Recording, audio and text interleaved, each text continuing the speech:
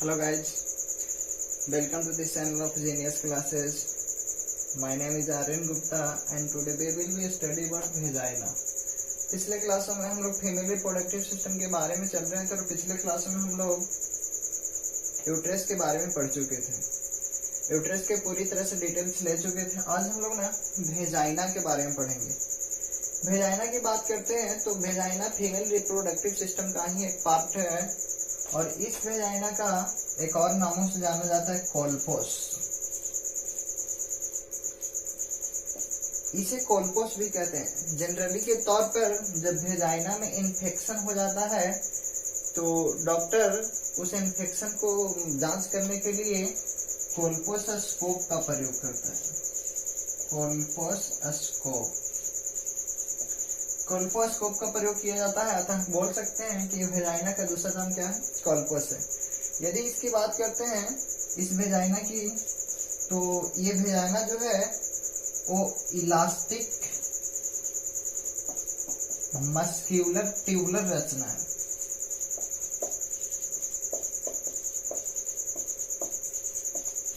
ये वेजाइना जो है इलास्टिक साथ साथ में मस्क्यूलर और ट्यूबुलर रचना, मतलब ये नलिकावत होता है, मसल्स की बनी होती है और साथ साथ में इलास्टिक होती है। जिस तरह से बैलून होता है उस तरह से ये इलास्टिक होता है।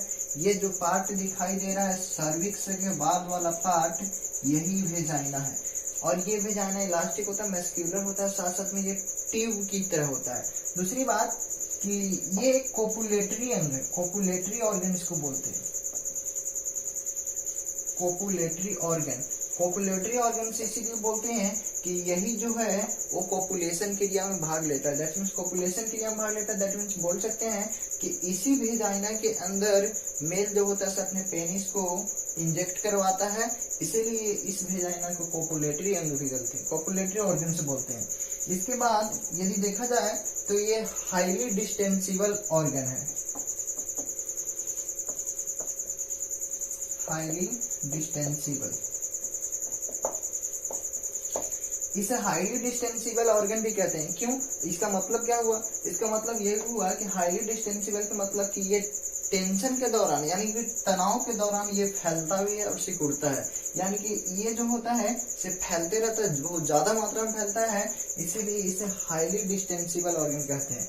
तीसरी बात कि इसकी इंटरनल स्ट्रक्चर की बात करते हैं कि ये जो मस्क्यूलर पार्ट है, तो ये मस्क्यूलर पार्ट के इंटरनल जो भित्ति है, इंटरनल बाल जो है वो इंटरनल बाल स्ट्रेटिफाइड स्क्यूमस एपिथेलियम से बना होता है। स्ट्रेटिफाइड स्क्यूमस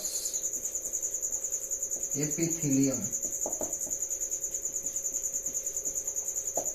यानी कि जिसको सल्की एपिथेलियम उत्तक बोलते हैं। यानी कि ये वेजाइना के जो इंटरनल वाल है वो इंटरनल वाल सल्की एपिथेलियम उत्तक से बना होता है और साथ साथ में इस एपिथेलियम बाल में किसी प्रकार की ग्लैंड नहीं होती है, यानी किसी प्रकार की ग्रंथि नहीं पाई जाती है। और जब ग्रंथि नहीं पाई जाती है तो इस एपिथेलियम बाल से किसी प्रकार का द्रव का सिक्रेशन भी नहीं होता है। यदि इस वेजाइना की लेंथ की बात करते हैं तो लेंथ जो होता है इस वेजाइना की 7.5 सेंटीमीटर से लेके 10 सेंटीमीटर होता है अप्रॉक्स लेंथ। और ये डिपेंड करता है एज पे, फीमेल का एज पे डिपेंड करता है। और इसके बारे में जनरल इंफॉर्मेशन देखा जाए तो ये जो वेजाइना होता है, ये वेजाइना यूरिनल ब्लैडर और रेक्टम ये दोनों के बीच में सिचुएटेड होता है। यानी कि इसकी सिचुएशन की बात करते हैं तो यूरिनल ब्लैडर और ये रेक्टम के बीच में पाया जाता है। यानी देख रहे हैं कि ये मूत्राशय है और ये रेक्टम है, तो ये रेक्टम और मूत्राशय यूरिनल ब्लैडर के बीच में ये वेजाइनल पाया जाता है। उसके बाद यदि बात करते हैं ये खुलता कहाँ है, तो ये जो वेजाइना है वो वेजाइना वेजाइनल ओरिफिस के द्वारा वल्वों में खुलता है। वल्वोवा क्या होता है इसे बताऊंगा, लेकिन ये समझो कि ये वेजाइनल जो है वो वेजाइनल ओरिफिस के द्वारा खुलता है। और एक नोटिस करने वाली बात ये, बहुत अच्छी बात ये है कि हम आपको बता चुके हैं कि ये एपिथेलियम में किसी प्रकार की ग्लैंड नहीं पाई जाती है, वेजाइनल के इंटरनल वाल पे किसी प्रकार की ग्लैंड नहीं पाई जाती है, तो ये किसी प्रकार की लिक्विड का सिक्रेशन नहीं करता है, परंतु यहाँ पे म्यूकस का सिक्रीशन होता है, और वो म्यूकस का सिक्रीशन कौन करता है, तो सर्विक्स में पाए जाने वाले जो ग्लैंड होते हैं, वो सर्विक्स में पाए जाने वाला ग्लैंड जो होता है वो म्यूकस का सिक्रीशन करता है, और वो म्यूकस जो होता है वो वेजाइना में एपिथेलियम के पास आता है। लेकिन याद रखिएगा कि वेजाइना में पाए जाने वाले जो एपिथेलियम है वो एपिथेलियम में किसी प्रकार की ग्लैंड नहीं पाई जाती है, और वो ग्लैंड न पाए जाने के कारण किसी प्रकार के म्यूकस या किसी प्रकार के लिक्विड का सिक्रीशन नहीं होता है। परंतु यहाँ पे म्यूकस आता है, और वो भी कहाँ से, तो सर्विक्स में पाए जाने वाले ग्लैंड से म्यूकस का सिक्रीशन होता है जो वेजाइना में आता है। स्क्रीनशॉट ले लें।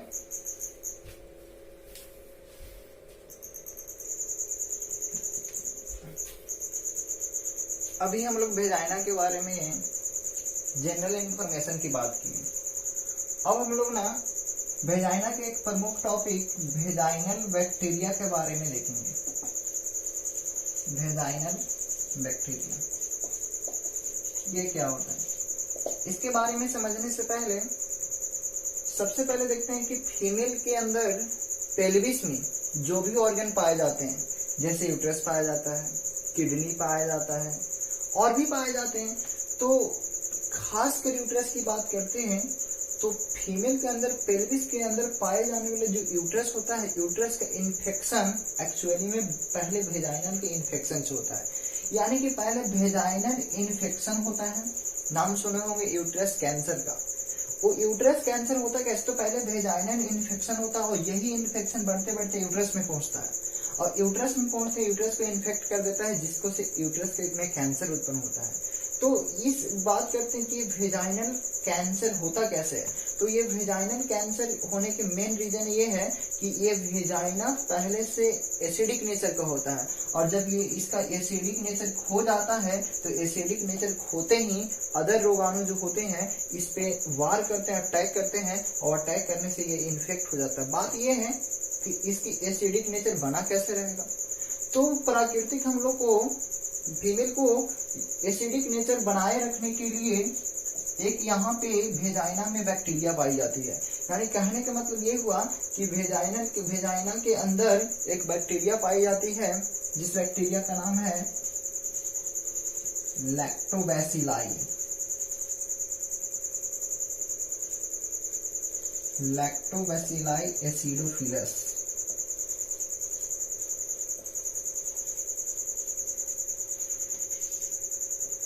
लैक्टोबैसिलाई नामक एसिडोफिलस बैक्टीरिया पाई जाती है। दूसरी बात कि ये जो एपिथेलियम बाल है, ये एपिथेलियम बाल के ऊपर ग्लाइकोजन का लेयर होता है।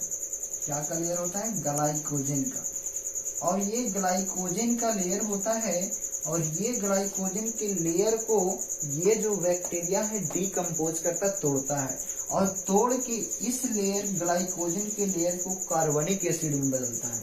और जैसे ही कार्बनिक एसिड में बदलता है, इसकी पीएच जो है वो कार्बनिक एसिड की पीएच 4 से 5 हो जाती है, और 4 से 5 होते ही ये जो वेजाइना है वो एसिडिक नेचर का हो जाता है, और एसिडिक नेचर का जब तक ये वेजाइना होता है तब तक इन्फेक्शन की चांस बहुत कम होती है। दूसरी बात कि ये बैक्टीरिया ये ग्लाइकोजन को डिकम्पोज करता है, और इसके अलावा जो भी रोगाणु है वो डिकम्पोज नहीं कर पाता, इसीलिए यहाँ पे अम्लीयता घट जाती है और इन्फेक्शन का चांस बढ़ जाता है। इसीलिए हम लोग को प्राकृतिक लैक्टोबैसिलाई एसिडोफिलस नामक बैक्टीरिया को वेजाइना में पाया जाता है, जो ग्लाइकोजन को कार्बनिक एसिड में बदलता है, जिसका पीएच 4 से 5 होता है।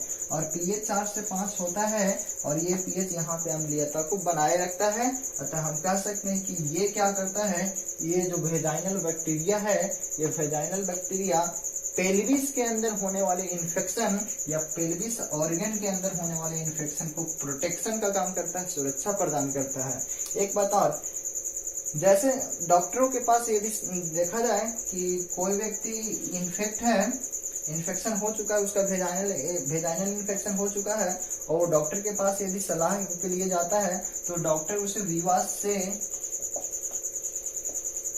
एक प्रकार के लिक्विड है, और ये विवास से अपने वेजाइना को धोने के लिए सलाह देता है। विवास क्या है, एक प्रकार के लिक्विड है।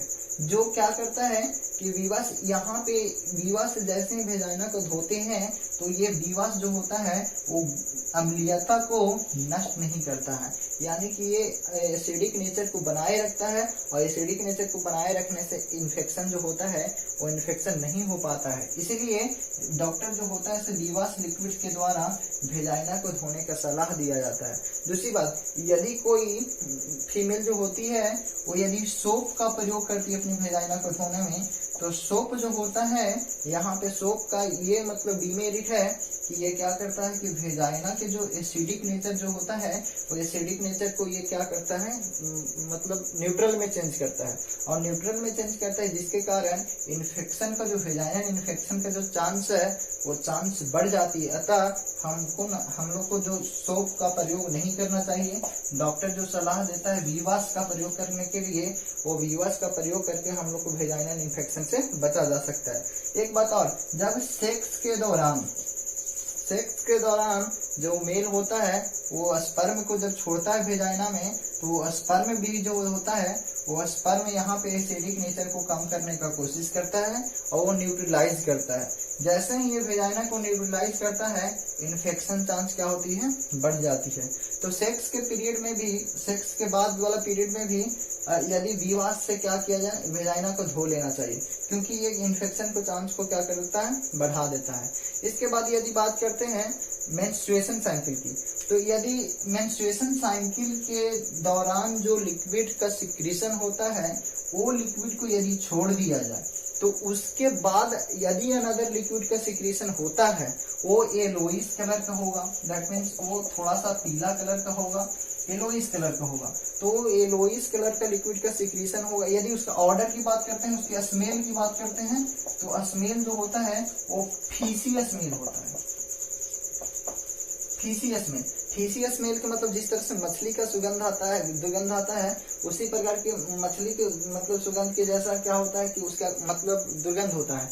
तो ऑर्डर स्मेल जो होता है वो येलोइश कलर का फीसी स्मेल होना चाहिए, कलर जो होता है येलोइश होता है। और जब ऐसा सिक्रीशन होता है, यानी कि कह सकते हैं कि मेंस्ट्रुएशन साइकिल के दौरान होने वाले लिक्विड का जो सिक्रीशन होता है उसको छोड़ के जो अनदर सिक्रीशन है, वो अनदर सिक्रीशन यदि आता है तो इसका मतलब ये है कि इन्फेक्शन की जो मतलब चांस है वो शो कर रहा है। स्क्रीनशॉट ले लें।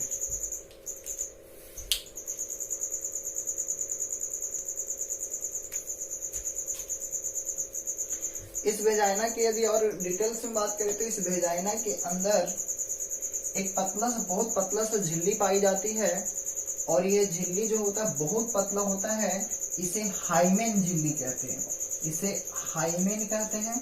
और ये हाइमेन झिल्ली बहुत पतली होती है। इस हाइमेन झिल्ली के बीच में एक छोटा सा छिद्र होता है, और इसी छिद्र के माध्यम से जो भी मेंस्ट्रुएशन साइकिल के दौरान लिक्विड का सिक्रीशन होता है वो लिक्विड का सिक्रीशन इसी छिद्र के माध्यम से होता है। ये जो झिल्ली होता है बहुत पतला होता है, जो एक्सरसाइज के पीरियड में, रनिंग पीरियड के समय, साइकिल चलाते समय क्या होता है कि ये टूट जाता है।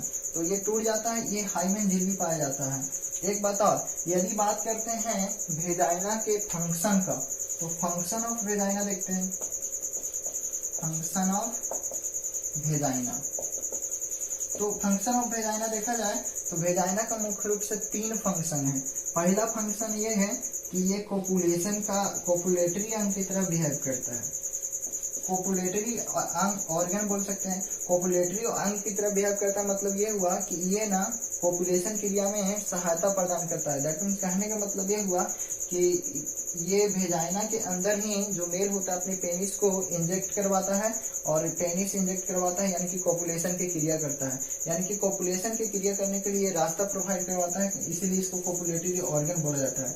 दूसरी बात कि जो भी मेंस्ट्रुएशन साइकिल के दौरान जो भी लिक्विड का सिक्रीशन होता है वो लिक्विड का सिक्रीशन इसी वेजाइना के द्वारा होता है और वेजाइनल ऑरिफिस से बाहर निकलता है। तो ये दूसरा काम हुआ कि मेंस्ट्रुएशन साइकिल के दौरान, साइकिल पीरियड में जो लिक्विड का सिक्रीशन होता है वो लिक्विड का सिक्रीशन यही वेजाइना के द्वारा होता है। और तीसरा आप लोग को पढ़ा चुके हैं कि जो सर्विकल सर्विकल कैनाल और वेजाइना, ये दोनों जब मिलता है तो बर्थ कैनाल का निर्माण करता है। बर्थ कैनाल पढ़ा चुका हूँ। तो ये बर्थ कैनाल का निर्माण करता है, जो बर्थ कैनाल के द्वारा जब बेबी का पूरी तरह से विकास हो जाता है, एम्ब्रियो का पूरी तरह डेवलप हो जाता है, तो बेबी का डिलीवरी होता है। तो ये बेबी का जो डिलीवरी होता है, यही वेजाइना के द्वारा बेबी का डिलीवरी होता है, यानी कि ये जो वेजाइना है इसे बर्थ कैनाल की तरह बिहेव करता है। तो इस तरह हम लोग वेजाइना के बारे में डिटेल्स में देखे हैं। एक फॉर्निक्स पढ़ना है। फॉर्निक्स, ये फॉर्निक्स क्या होता है? तो फॉर्निक्स भी एक प्रकार की छिद्र है, और ये वेजाइना में पाई जाने वाली छिद्र है, जो इंटरनल ऑरिफिस, जो एक्सटर्नल ऑरिफिस जो होता है, और सर्विक्स जो होता है, एक सर्विक्स के पास में, एक्सटर्नल ऑरिफिस के पास में पाए जाने वाली एक प्रकार की छिद्र है, जिसे फॉर्निक्स कहा जाता है। तो इस प्रकार हम लोग वेजाइना के बारे में डिटेल्स अध्ययन कर लिए। अगली क्लासों में और आगे वाले लेक्चर के बारे में अध्ययन करेंगे। थैंक्स।